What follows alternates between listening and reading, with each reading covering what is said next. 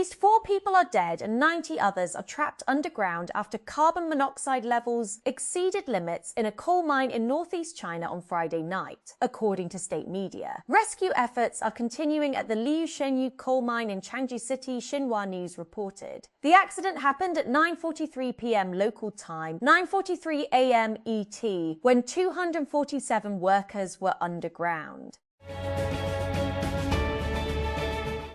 Editors note, this story contains graphic descriptions of accusations of sexual violence, physical torture and abuse. Activists on board a humanitarian flotilla intercepted by Israeli forces on their way to Gaza say they were subjected to beatings, torture and sexual violence while in detention.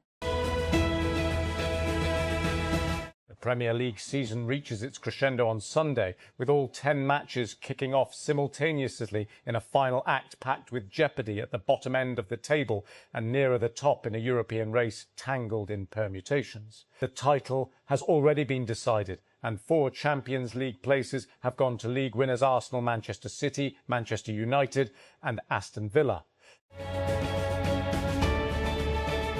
SpaceX has launched the upgraded third version of its Starship rocket for the first time. Though the test launch did not go perfectly for Elon Musk's spaceflight company, the 407-foot rocket, the most powerful ever built, lifted off from SpaceX's company town, Starbase, Texas, at 5:30 p.m. local time. Just a few minutes later, the upper stage ship separated from the Super Heavy booster and continued on into space. In the latest sign of these AI-heavy times, the National Transportation Safety Board temporarily removed access to its docket system after discovering that voices of pilots who were killed in a UPS plane crash last year had been recreated using AI and were circulating on the internet. NTSB is prohibited by federal law from including cockpit audio recordings in its docket system, which otherwise contains troves of data on investigations and has historically been open to the public. But the accident docket for this flight included a spectrogram file of the voice recorder. A spectrogram uses a mathematical process to turn sound signals, including low and high frequencies, into an image. At least 4 people are dead and 90 others are trapped underground after carbon monoxide levels exceeded limits in a coal mine in northeast China on Friday night, according to state media. Rescue efforts are continuing at the Liu coal mine in Changji City, Xinhua News reported.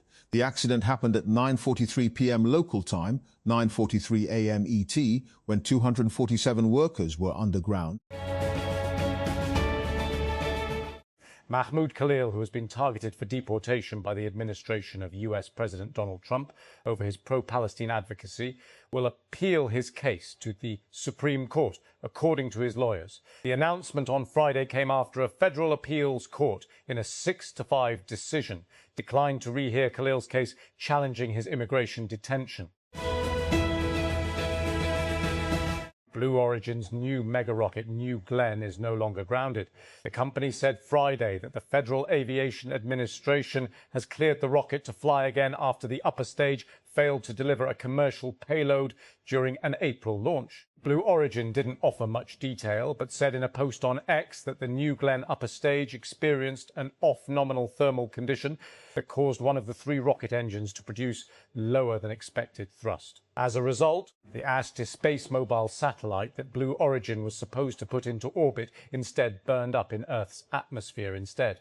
ASTI Space Mobile said it had insurance coverage that covered the cost of the lost satellite. Jeff Bezos' spaceflight company submitted a report to the FAA and took corrective measures, but did not detail what those measures were.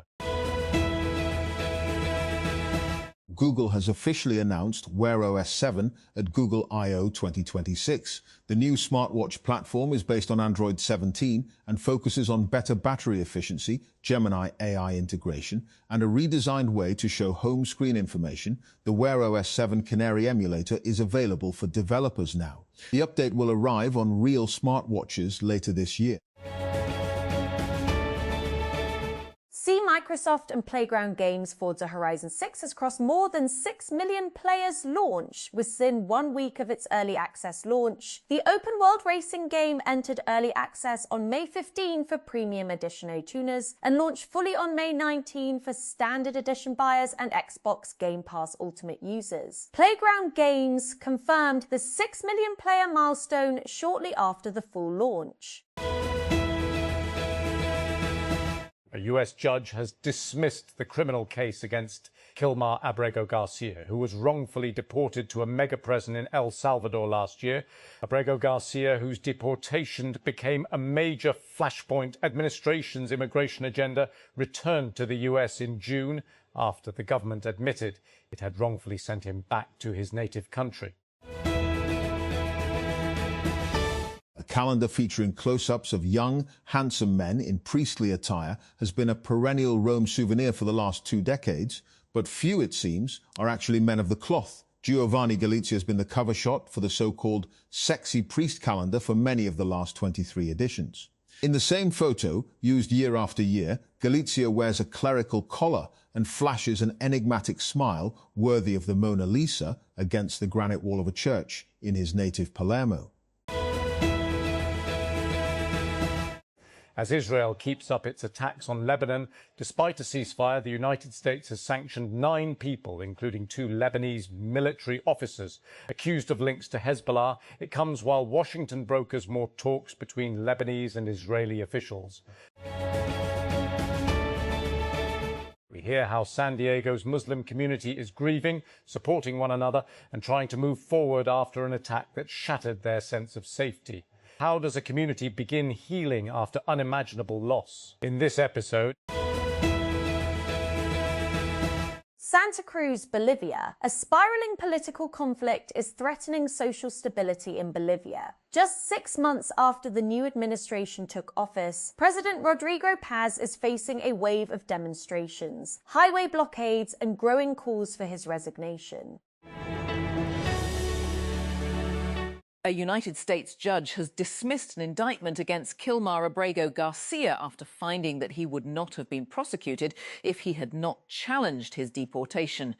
On Friday, US District Judge Waverly Crenshaw said the Department of Justice only reopened its human smuggling probe stemming from a 2022 traffic stop after Salvadoran national Abrego Garcia filed his lawsuit.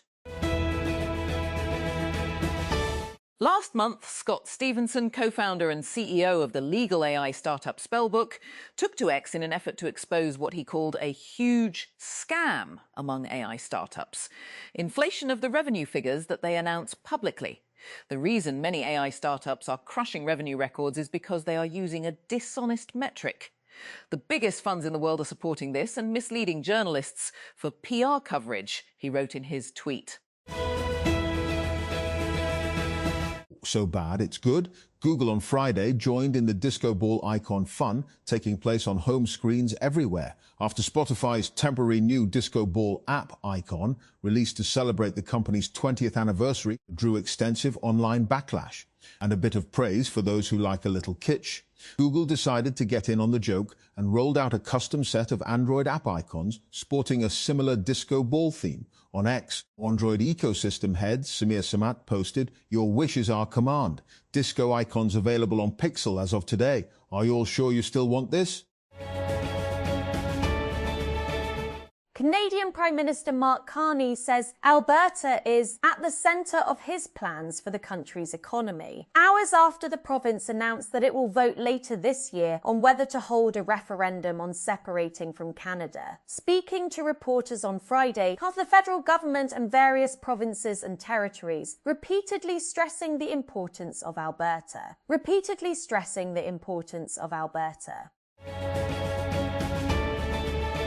Pakistan's army chief, Field Marshal Azim Munir, is in Iran as part of ongoing mediation efforts to end Israel and the United States' war that began on February 28th. Munir arrived in Tehran on Friday, Iran's state-run IRNA news agency reported, citing the Pakistan army. Slovenia's parliament has voted to bring back right-wing politician Janez Janša as prime minister after his last stint in power ended in 2022. Legislators in the 90-member assembly voted 51-36 for Janša on Friday, marking a shift for the small European Union country recently run by a liberal government. Xiaomi has launched its first clip-on earbuds at a recent hardware event in China. The earbuds are priced at around $124. A limited launch discount lowers the price to about $117. The new Xiaomi earbuds use an open ear design and clip onto the side of the ear instead of sitting inside the ear canal. Federal Constitutional Court has issued a landmark judgment aimed at strengthening transparency and protecting the rights of government employees across Pakistan. The court directed all government departments and autonomous bodies to publish updated seniority lists on their official websites every year, ensuring public access and administrative transparency.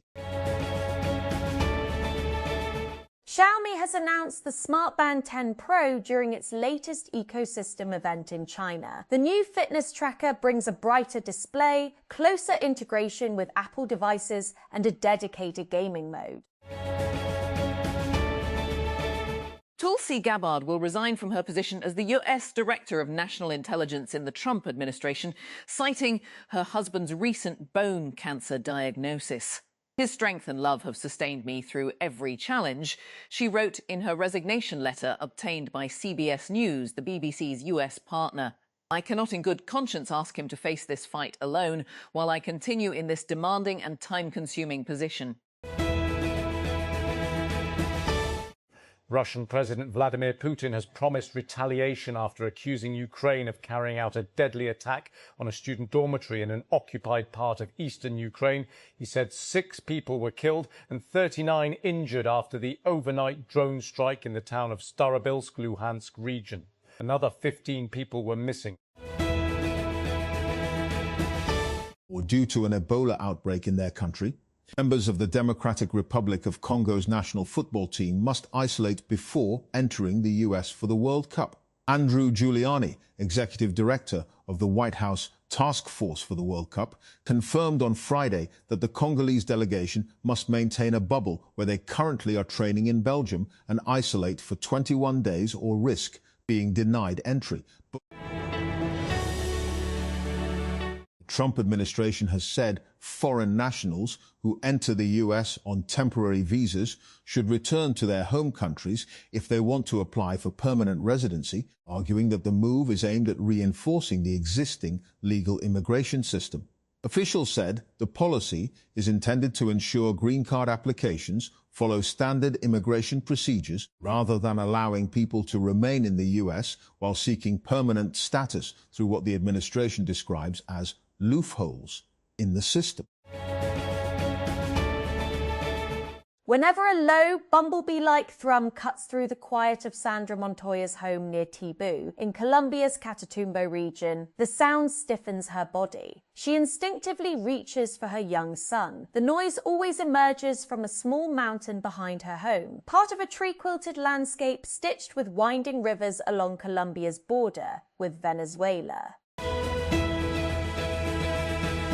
Pep Guardiola is more than a football manager, using his high-profile platform to highlight causes close to his heart. Legendary Liverpool manager Bill Shankly may have believed football was much more important than life or death. But for Guardiola, several things outside the beautiful game matter almost as much.